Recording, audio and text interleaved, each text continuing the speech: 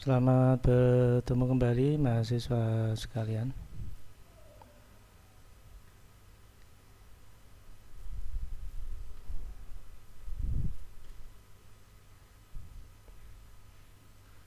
Hari ini kita membahas tentang gambar pada TV tabung dan LCD ya. Jadi hari ini saya coba menyampaikan tentang konsep atau prinsip dasar penampilan gambar pada TV tabung dan beberapa kondisi yang mungkin kita temui di lapangan ya. Jadi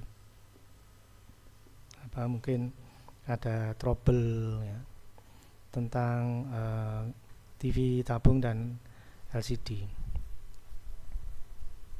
Nah, ini tentunya berangkat dari atau bermula dari hal-hal yang biasa atau sering kita temui ya, di rumah. Karena di rumah pasti kalau nggak punya TV tabung ya pasti TV-nya LCD ya. Namun pada dasarnya ini untuk sebuah belajar mengenal permasalahan dan beberapa hal yang berhubungan dengan materi yang kita pelajari di semester ini, yaitu salah satunya video ya.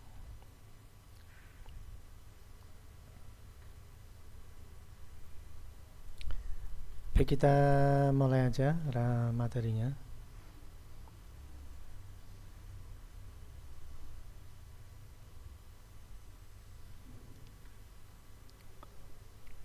Ya, pada tampilan ya, ini saya tampilkan dua buah televisi, yang satu ada gambar dan satu enggak. Ini enggak ada gambar tapi nyala,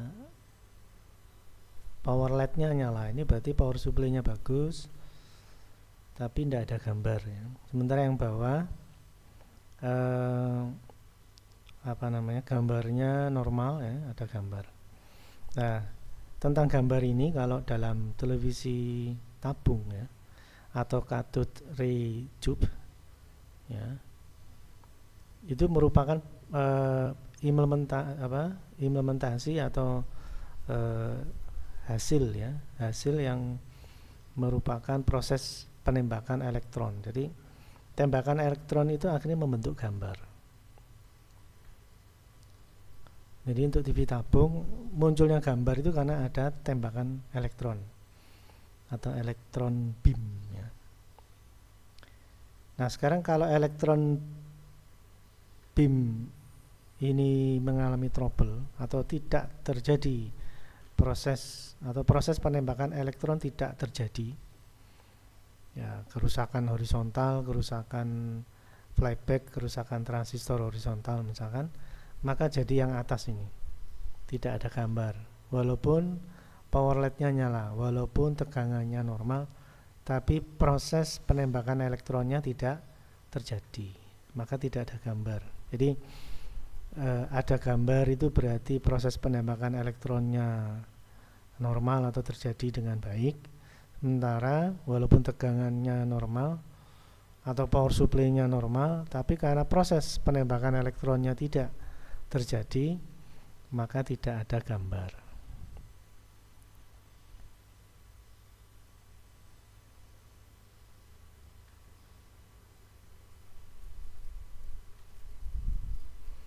Ya, jadi indikatornya proses tembakan elektron ada apa enggak itu mudah sekali ya, dilihat dari ada gambar apa enggak gitu aja.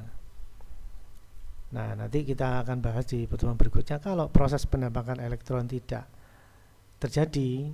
Nah, solusinya apa yang terjadi, lalu solusinya apa. Nah, itu nanti kita bahas di pertemuan yang lain tentang troubleshooting atau problem solving ya, problem solving. Baik, kita lanjutkan lagi. Ini basic dari televisi, yaitu proses televisi tabung ya, proses penembakan elektron. Ada proses penembakan elektron, ada gambar. Tidak ada proses penembakan elektron, layar gelap walaupun power supply-nya normal. Nah, itu. Baik, kita lanjutkan lagi. Nah, sekarang kita coba mempelajari tentang hal yang lebih detail tentang gambar di televisi tabung ya.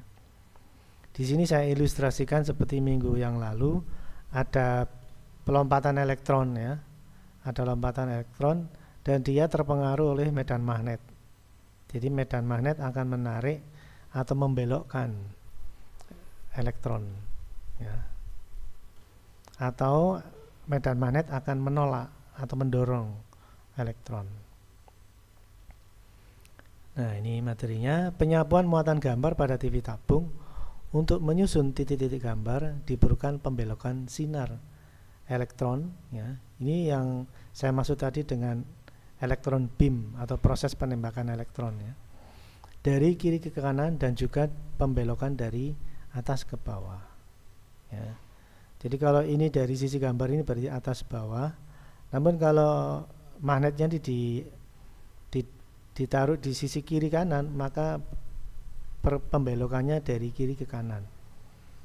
Ya, kalau ini kan atas bawah karena magnet ada di sisi atas ya. Tapi kalau magnet ada di sisi samping, maka akan terjadi pembelokan dari kiri ke kanan sehingga terjadi proses pembelokan itu dari atas bawah dan kiri kanan.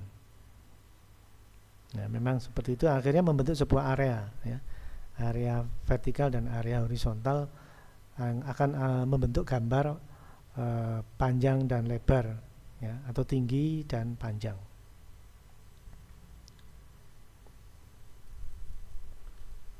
Lalu pembelokan sinar ini dicapai secara magnetis ya. Karena yang dibelokkan elektron, maka yang bisa membelokkan adalah magnet.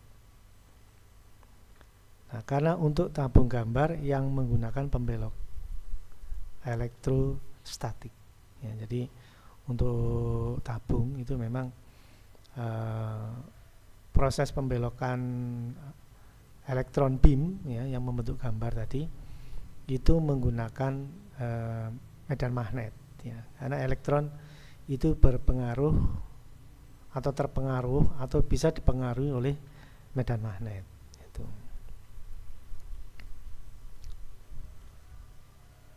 Sehingga dari gambar bisa Anda lihat ya, elektron itu bisa tertarik, elektron juga bisa ditolak ya. Jadi proses tarik ya, proses tarik dan proses tolak inilah akhirnya elektron itu bisa dibelokkan. Nah, pembelokan ini penting untuk membentuk area ya, area vertikal dan area horizontal, atau membentuk, kalau gambar itu ada panjang ada lebar gitu ya. Nah, lebarnya itu horizontal atau tingginya itu vertikal ya.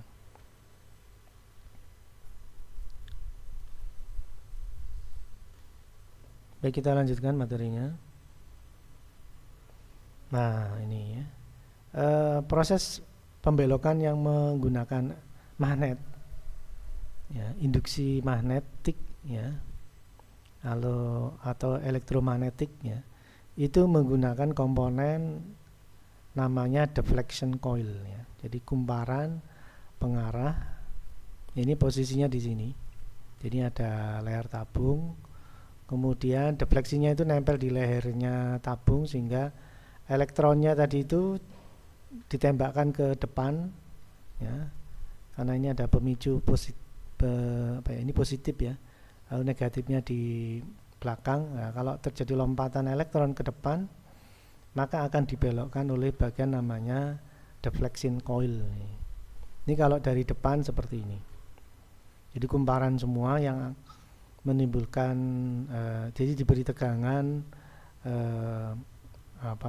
bentuk gelombang gigi gergaji ya, untuk membentuk medan magnet yang membelokkan elektron.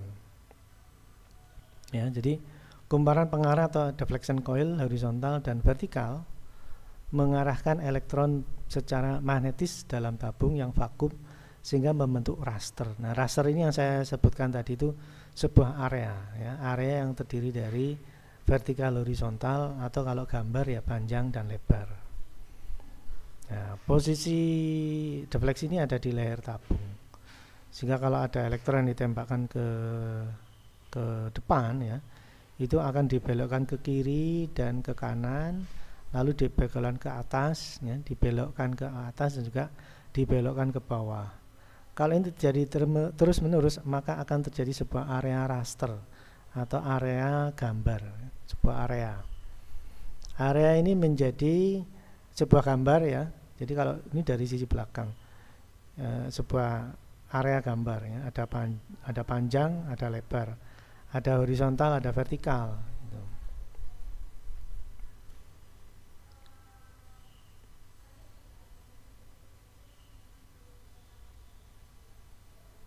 Nah ini ya. Nah sekarang kalau tadi saya sempat nampilkan tidak ada gambar, itu terjadi karena pemicu elektronnya atau proses elektron gunnya atau proses penembakan elektronnya itu tidak terjadi, ya maka tidak ada elektron yang ditembakkan ke luar sehingga tidak ada gambar. Nah, jadi memang di sini ada dua hal, ya. Yang pertama penembak elektron atau elektron gun agar elektronnya keluar.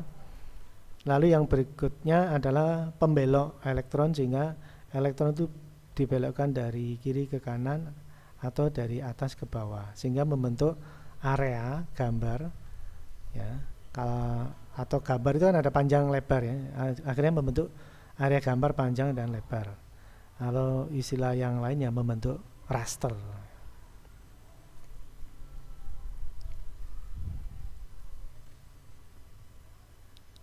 Baik, kita lanjutkan materinya.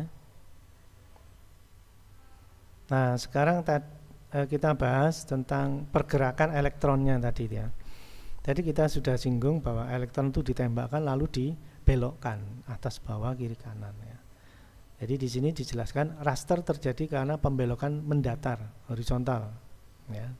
Horizontal atau mendatar lebih cepat daripada pembelokan tegak atau vertikal. Jadi di sini ada pembelokan vertikal, ya, atas bawah, pembelokan atas bawah, lalu pembelokan kiri kanan. Yang kiri kanan disebut horizontal, yang atas bawah disebut vertikal. Nah, ternyata di sini ada sebuah garis, ya, yang menunjukkan bahwa pergerakan ke kiri kanan itu lebih cepat daripada pergerakan atas bawah, ya. Jadi raster terjadi karena pembelokan mendatar atau horizontal lebih cepat daripada pembelokan tegak atau vertikal. Jadi yang ke kanan, kiri atau horizontal ini frekuensinya lebih cepat. Sedemikian hingga dalam proses pergerakan vertikal, ya, dari atas ke bawah, karena ini pembelokannya atas bawah, ya. Nah, saat pembelokan atas bawah itu horizontalnya diarahkan sedemikian hingga karena waktu horizontal lebih cepat atau karena vertikal lebih lambat, maka sepanjang proses pergerakan dari vertikal atas bawah terjadi beberapa kali pergeseran ke horizontal seperti ini, ya.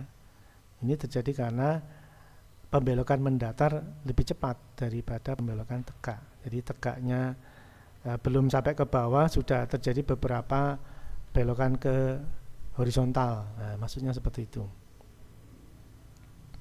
Tapi ini semua ada maksudnya. Jadi yang horizontal nanti membentuk gambar ke arah horizontal. Ini nanti gambar sehingga membentuk sebuah gambar utuh dalam satu area. Maksudnya seperti itu, ya. Jadi yang berikutnya waktu jalan sinar mendatar atau TH atau waktu horizontal, ya, 7 kali lebih singkat, lebih cepat, ya. Jadi vertikalnya baru apa ini, ya, 1/7 dia sudah satu garis horizontal, lalu 2/7 dia 2 kali horizontal sampai 7/7 sampai ujung horizontal yang bawah sudah ada 7 garis horizontal yang ditembakkan. Ya, memang harapannya memang membentuk gambar, sepanjang ini membentuk gambar, ya, sehingga terjadi area panjang kali lebar, ya, panjang kali lebar. Nah, ini istilah teknisnya adalah raster.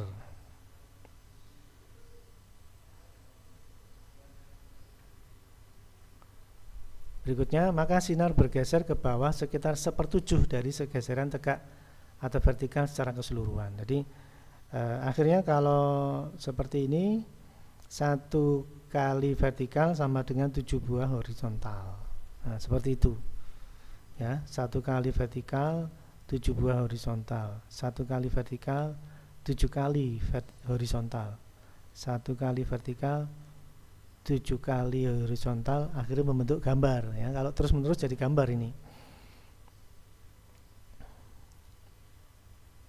Nah, sekarang kita lanjutkan materinya.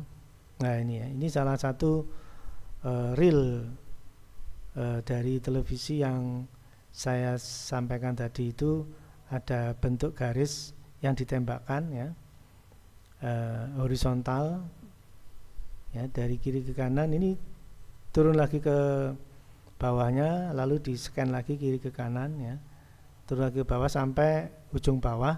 Ini dalam 1 kali vertikal ya. Dari gambar terlihat 1 kali vertikal ada beberapa horizontal. Nah, akhirnya membentuk sebuah raster, akhirnya membentuk sebuah gambar panjang kali lebar.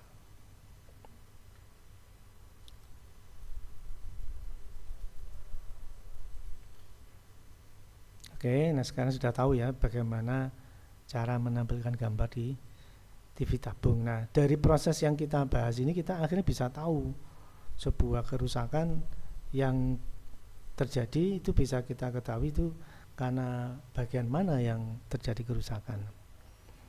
Coba kita lanjutkan materinya. Nah, ini ya. Tadi sudah saya singgung tentang kumparan pengarah atau deflection coil, horizontal dan vertikal, karena isinya ada 2, baik horizontal maupun vertikal, yang mengerahkan elektron secara magnetis dalam tabung yang vakum sehingga membentuk gambar. Nah, kalau terjadi seperti ini berarti kerusakan horizontal, karena dia kerusakan vertikal, karena elektronnya hanya dibelokkan kiri kanan, sementara pembelokan atas bawahnya tidak terjadi. Ini berarti rusak vertikal, karena indikatornya ada garis mendatar saja, vertikalnya nggak fungsi. Jadi mestinya ada pembelok vertikal sehingga ini menarik garis ini ke atas dan ke bawah. Akhirnya dari proses itu menjadi bentuk gambar atau raster. Nah, kalau ini tidak terjadi, cuma 1 garis mendatar, berarti proses membelokkan arah atas dan bawah atau vertikal tidak terjadi. Nah, ini disebut kerusakan vertikal. Ya, ini bisa kita bahas di lain pertemuan. Vertikal itu macam-macam, ada IC vertikal, ada kapasitor, ada resistor yang menjadi bagian dari proses pembelokan arah vertikal. Ya. Kemudian berikutnya ada kerusakan horizontal. Nah, ini cuma garis horizontal saja. Cuma garis vertikal saja. Pergerakan horizontalnya tidak ada. Nah, ini namanya kerusakan horizontal karena penarikan gambar arah horizontalnya tidak ada. Ya, berarti ini adalah kerusakan horizontal, yang ada hanya vertikal. Termasuk yang atas ini kerusakan vertikal karena yang ada hanya horizontal. Nah, gitu ya.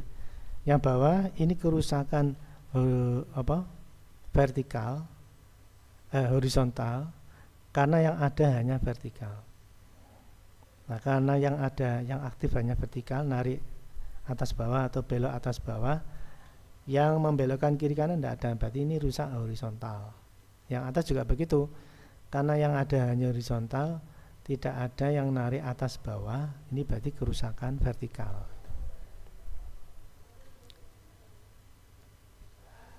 Nah, dengan demikian kita dengan melihat indikator yang terjadi di layar, kita bisa tahu, oh ini rusak vertikal, oh ini rusak horizontal.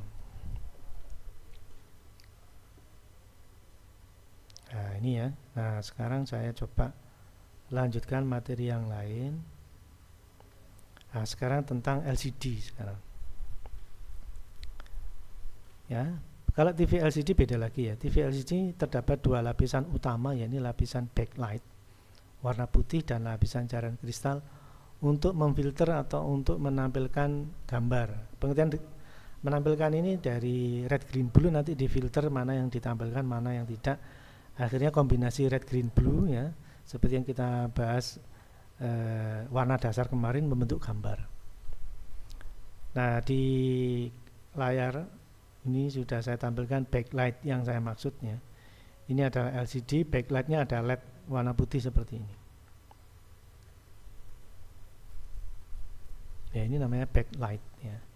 Nah cahaya putih terdiri dari warna yang berbeda apabila cahaya putih tersebut mengalami refleksi atau perubahan arah sinar.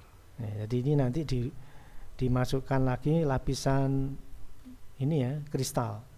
Jadi setelah backlight lalu ditambahkan kristal lapisan cairan kristal atau lapisan LCD-nya, karena gambar itu munculnya di lapisan kristal. Nah makanya kalau TV LCD kalau redup ya gambarnya ada tapi redup, itu berarti yang rusak backlight, itu cuman ganti backlightnya saja. Tapi kadang-kala juga tampilannya tidak ada tapi backlightnya terang. Nah berarti itu justru yang rusak LCD-nya bisa jadi, atau tidak fungsi gambarnya, nggak muncul itu, yang tampil hanya warna putih saja atau backlight saja.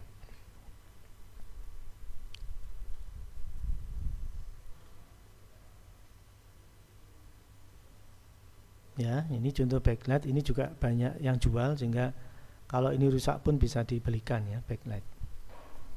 Baik, kita lanjutkan lagi. Nah, ini cahaya putih terdiri dari warna yang berbeda. Apabila cahaya putih mati, maka tidak ada gambar. Nah, ini ya. Ini cahaya putihnya tidak ada, ini berarti backlightnya mati. Ini contoh aja, ilustrasi contoh saja. Power supply-nya nyala, ini indikator power supply nyala ya, tapi gambarnya tidak ada. Nah ini mungkin backlight, ini masih kerusakan mending lah ya, karena harapannya cuma backlight. Tapi kalau ini tampil putih ya, gambarnya tidak ada lah, itu bisa jadi LCD-nya atau bisa jadi lapisan liquid kristalnya yang tidak berfungsi. Nah, ya, jadi dari gejala yang muncul kita bisa tahu ini rusak yang apa, yang bagian mana gitu ya.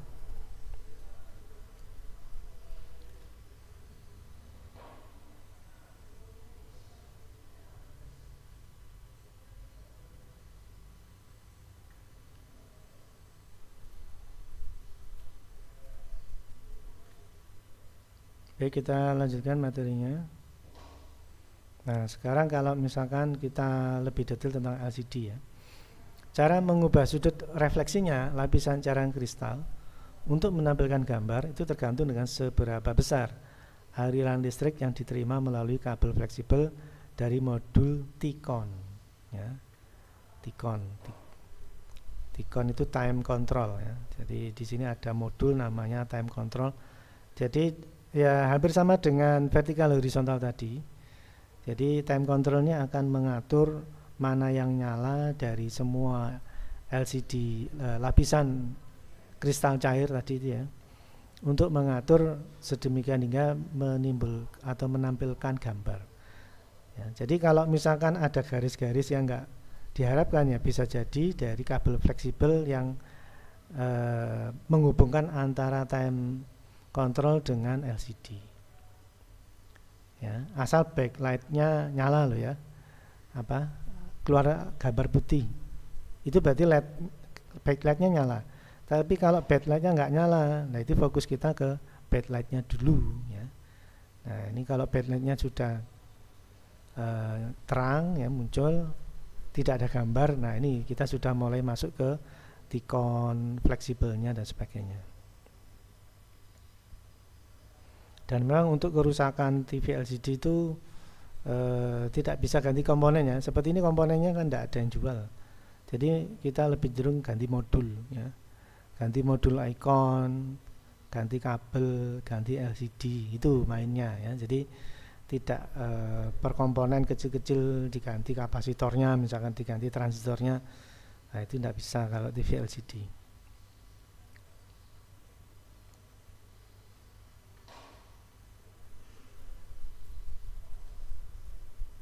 Baik, kita lanjutkan lagi. Nah, ini ya.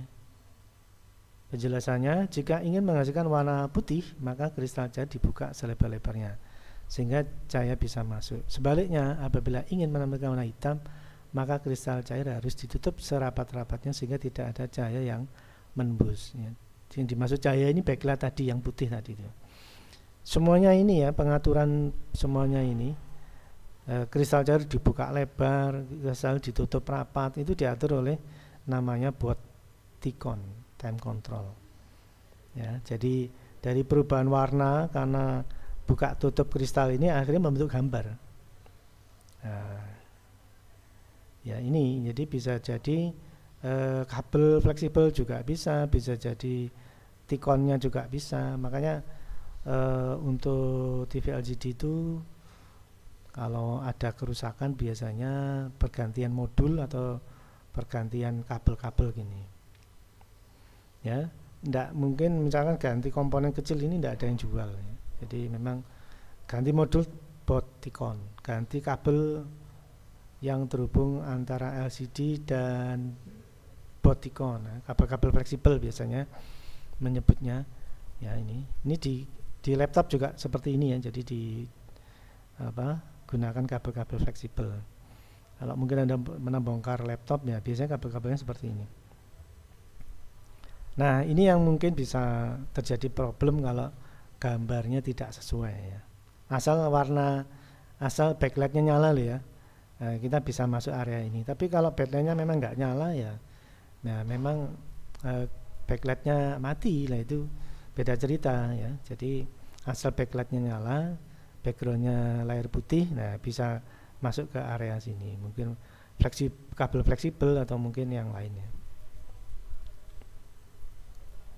Oke, kita lanjutkan. Nah, TV CRT sinyal video RGB diumpankan ke tabung CRT. Nah, ini yang tabung ya. Namun pada TV LCD sinyal gambar RGB dirubah dahulu menjadi sinyal gambar digital. Jadi data-datanya pun juga sudah bukan kabel-kabel gitu, tapi kabel-kabel fleksibel seperti ini. Ya. Ada istilahnya format LVDS atau Low Voltage Differential Signaling, adalah merupakan salah satu teknologi sistem data transferring. Jadi datanya dikirim lewat kabel-kabel fleksibel ini dari mainboard ke T-con, dari T-con ke LCD. Ya, gitu ya, untuk menampilkan gambar. Nah, LVDS mempunyai karakteristik antara lain data transfer dengan kecepatan tinggi. Nah, karena kecepatan tinggi sehingga kalau misalkan ini patah ya, maka gambar sudah nggak terkirim. Makanya kadang-kadang kalau cuma garis-garis di TV LCD itu bisa jadi kabel-kabel fleksibel ini yang mengalami trouble ya. Kemudian amplitude sinyal data kecil ya. Jadi kalau misalkan kabelnya putus atau retak gitu aja sudah nggak nyambung. Beda dengan kabel-kabel TV tabung ya. Itu solder agak retak masih bisa connect. Tapi kalau TV LCD karena sinyalnya kecepatan tinggi dan amplitudenya kecil, retak itu sudah nggak nyambung. Nah, kadang kabel fleksibel ini besar pengaruhnya ya. Lalu kebutuhan daya listrik juga rendah ya. Amplitudenya kecil, dayanya kecil, kecepatan tinggi ya sudah. Kalau ada retak gitu aja sudah nggak terhubung.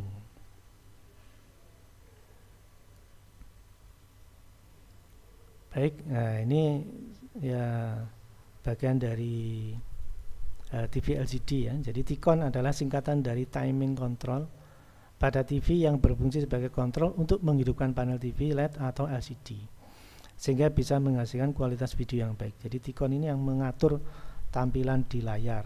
Kalau di tabung itu ya vertikal horizontal. Nah, di sini timing control itu dapat LVDS dari mainboard ya, dari pengolah gambar. Dia kan nampilkan di layar ya, di LCD. Tugasnya dia, tapi datanya diambil dari mainboard. Dia juga butuh power supply, dia juga butuh RAM ya, makanya komponennya tadi itu ada EEPROM dan RAM sebagai panduan dia menampilkan gambar.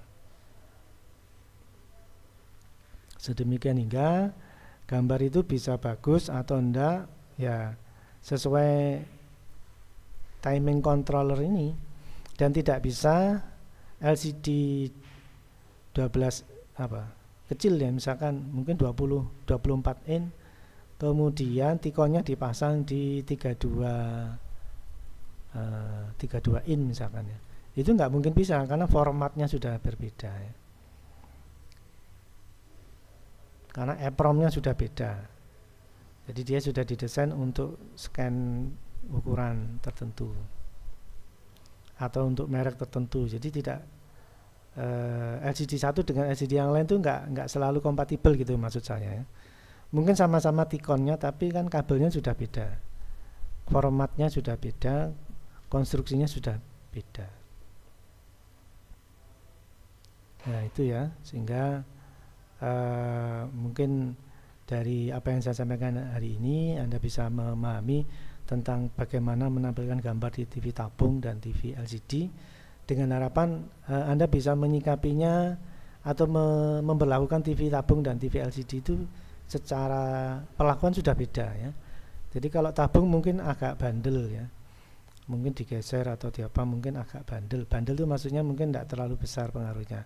Tapi kalau LCD diharapkan hati-hati ya, karena komponennya, jalurnya itu kecil-kecil, mungkin lepas sedikit sudah nggak nyambung lagi dan sebagainya, sehingga Anda mesti hati-hati. Bawanya juga hati-hati, jangan sampai jatuh dan sebagainya. Jadi memang untuk TV LCD mesti hati-hati bawanya. Makanya kadang-kadang kalau beli televisi LCD ya hati-hati kalau membawa sendiri ya. Dikhawatirkan nanti pas sampai rumah nggak sesuai ya. Nah kalau memang hati-hati ya nggak apa-apa sih.